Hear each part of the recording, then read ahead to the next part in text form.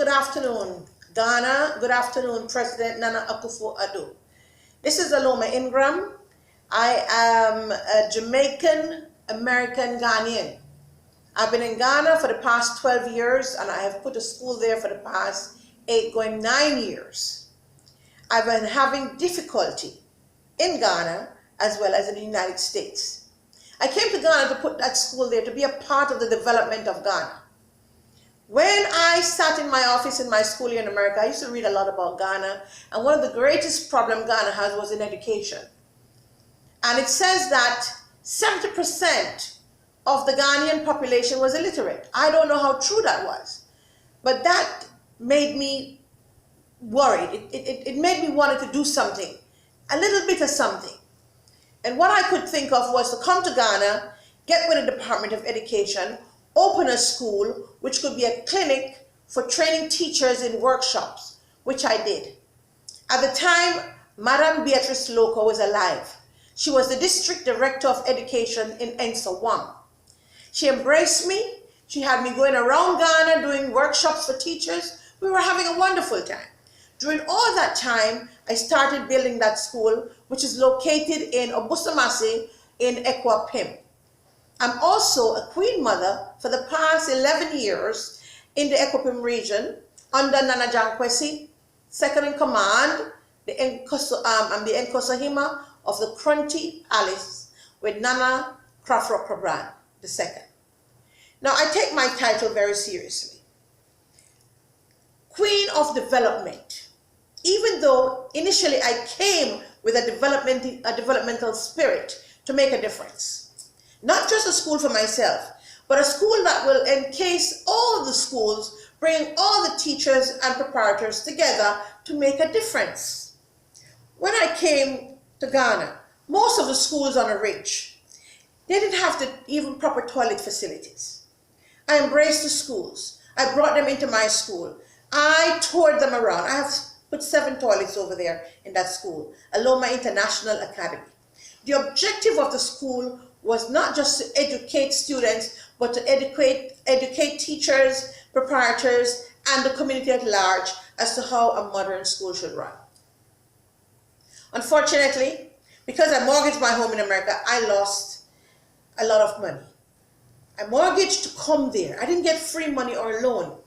I so believe in Africa. I so believe in Ghana that I wanted to help to make a change. Even if it's the size of a mustard seed, it should be a productive change. What happened? With the fact that the land that I bought in Ghana was sold like more than 10 times.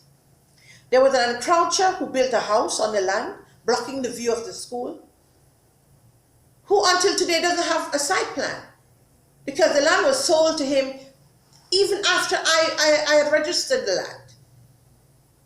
So now I was forced to put something else on the land. I went to Akuapemmade Bank and borrowed money to build a boarding facility. I have to end up selling them out as homes to pay back the bank because the bank also wanted to foreclose on me. I'm saying all of this to say, now that I have tried to sell the place again 3 years ago to come back to save my home in America, because I have a small son at the time, who is now 21 years, had to drop out of college. The people, Nana Brody and Nikoti, who came in as buyers, for the past 3 years, they have paid me half of the money. They haven't paid the balance. But they cook up a lot of stories that I didn't want to sell again. Nana Akufo-Addo, President of Ghana. I love Ghana dearly. I did not want to leave Ghana, nor the dream of building that school to help to make a difference. I want to be a part of the development of Africa. But because of financial constraint, I had to sell out to come back to America. Nana, I am pleading with you. I've been in court for 3 years. I left Ghana broke. I'm sitting here speaking to you, pleading to you. I have sent messages to you. While I was in Ghana, I got no response. So being on the internet is my last resort, pleading for help. I have been going to court for over a year to collect the balance that the petitioners took me to court. But they never show up at any court hearing. And when they do show up, the judge is not there. When the judge show up, they are not there or the lawyer is not there. So it's like nobody's always there. It's over a year. My life, Nana, my life. Because I love Ghana. Because I want to make a difference in Ghana. I mortgaged my house. I came there. And what am I getting? Today I sit in front of you. While many Ghanaians can eat, I don't have $1. Not even $1. So I'm sitting here pleading with you. This is my coming to Africa. I need my money. I need to be self-sufficient. I have property in Ghana. Now I have to find a new lawyer because the first lawyer I have, Smiler, they've said he's gone to the bench, which is now a judge, so he can't represent me anymore. I had to borrow 2,000 Ghana cedis recently to send to get another lawyer, which has now, I've been told, he drives a V8, so the money for gas to get from Accra to Koforidua, I will need to find more money. I am penniless. For someone, and people like myself in the diaspora, who come to Ghana to help to make a difference, when we leave America to come there, we're not coming with sacks of money on our backs. We're coming with love as African, the color of the skin, not this color. Not a Lebanese, not a Chinese, but an African descent. I am sent back here by force. I'm sent back here. I'm now homeless because I lost my house. I'm now penniless. I'm in Ghana, I plead for help. The only kind of help I can offer is if I choose to sell myself, open my legs to a man. No. I can't do that. So if I don't open up myself to a man, then I get no help. Well, I'm pleading with you, the president. I can't do that. I have my property. It's been tied up for 3 years. Now I will have no court representation for the 21st of June, when they will go back to court again. What are they going to do, Nana? Take away my property? Is that what they're going to do? The property that I so love, that I put a school on it, that I've educated so many children, that I was the #1, the only school on that range with an A grade, Nana, an A grade, under Mr. Kranz, who was the director of education at the time. Every morning he would stop there. He is an MPP man who promised that I will pay your teachers for what you're doing here. Now, Nana, what they do? They've sent me footballers. I try with the footballers. What do? They just want to play football. They don't want to be educated. I'm also pleading with you, with all these football clubs going around, these boys need to be forced into a training school. Because football, not everybody will make it like a Samoa John. They need to be taught a trade. Let me commend you for the free SHS that you have brought in. It's a start, it's piloting. It might not go smooth, but it has begun.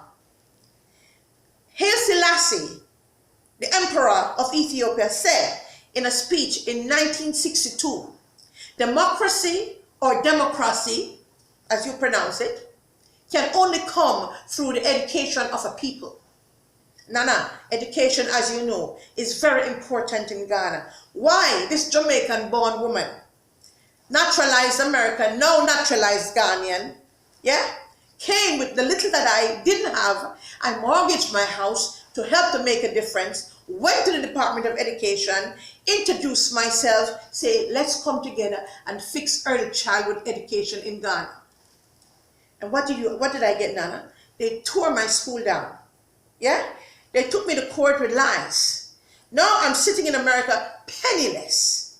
Someone who has given her entire soul to Ghana. My heart, my spirit. I'm an African woman. Look at what is happening to the Africans in America. And what have I gone through in Ghana? Coming back home to Ghana to help to make a difference. I've been shot. I still have 13 pellets in my body that I walk around with. Now you want to take away my property? All I want is the money to move on with my life. I'm not telling anyone who feels the desire and the spirit to say, let me go to Ghana. Ghana is a beautiful country, but it's a place that one has to be very careful. What will you do, Nana, to protect the people like myself who are trying to come in to make a difference in Ghana? People who want to see you succeed with development, Nana. What are you going to do about it?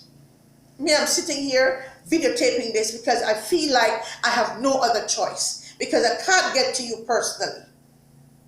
Enough, Nana, is enough. I don't have representation because I can't afford it. I've gone to court for over a year. Nobody shows up. I've spent over $5,000 already with one lawyer. I've spent $8,000 before with another one who has encroached on the land. Nana, that's 13,000 Ghana cedis. It might be a little bit for some people, but for me, it's a great lot. It's a lot. I don't have that kind of money. All I have is the knowledge in my head, the love in my heart for Ghana as an African woman. When I sit back and I look at what's going on with our black people in the West because of the color of our skin, and when I come home to you, what do you do to me? You send me back to America penniless. Penniless. God bless the ministry of Tyler Perry. When the men come after me left, right, and center to turn me into a whore that I'm not, because if you want to eat a loma, then you have to give yourself. Nah. But the ministry of Tyler Perry, when I watch those movies, Nana, they hold me up. They hold me up. I'm sitting here. I have a sick mother with diabetes. I'm homeless. The house I'm living in now, I can't pay the rent. And I have $130,000 tied up in a property that I tried to sell. Ghana. Nana, as the story goes, when Kwame Nkrumah was overthrown and he heard the news, he said, my Ghana? Now it's my turn, Nana. My Ghana. Why? Nana, I need help. I need Ghana to recognize that when we come there with this color, the Chinese and the Lebanese, they have more talk than us with the color on our skin. And if we can't get justice in the West, where are we going to find it if we can't find it in Africa? Where are we going to find it? Many of us come, we are killed. I was shot. Many of us are killed, Anna. But I prayed before taping this. How many diasporans, how many people are going to make it back to Africa? How many people are going to be successful? I remember once when I went to the Ghana immigration to pay for my stay. Every year I have to pay for it. Now I don't have to because I'm now naturalized. But every year I have to pay for my stay. And the Chinese were coming in and out. But I didn't see any Jamaicans, I didn't see any Trinidadians, I didn't see any Black Americans, but the Chinese and the Lebanese were going in and out. And I asked the immigration officer, how come they get their paperwork so easily? And his answer to me was, their money is good. Their money is good. We don't all have to have a lot of money, but we have the education that can come home to Africa and make a difference. My dear President, J.J. Rollins says that Ghana is the doorway to Africa. But let me tell you, Ghana is not just the doorway to Africa. Ghana is a heartbeat of Africa. But you can't allow this to happen. You can't allow people like myself to come in here and suffer. My son is now on the road instead of being in college. He's there learning. He went to learn to drive a truck. so he can help himself. Because I am not in a position to even assist my child. But the same people who take me to court, lie on me, and have my business, my building property tied up in court, their children are flying from Switzerland back and forth. Is it that their only child, their child is better than anybody else's child? All I wanted to do was to sell. I don't want to criticize anyone. I don't want to hurt anyone. But I want to tell you what is being done to me in Ghana is wrong. I sit as a queen mother. Nkosohemaa, queen of development. I'm wearing a crown of thorns like Jesus did. I want it off my head. I want to say, I'm a proud African. I want to say, come to Africa, let's build. Why are you beating me up? Why are you lying to me? Why are you making me suffer? Why are you making my children suffer? Why is my mother suffering as a result of all of what I've tried to do? I came to Ghana with love. Love! I came to Ghana as an African with love. I want justice. And I leave this message with you. All I ask for is respect and justice as a woman. A woman who will come tomorrow and carry the cross for Ghana. I can't give up on Africa. Don't give up on me. Thank you.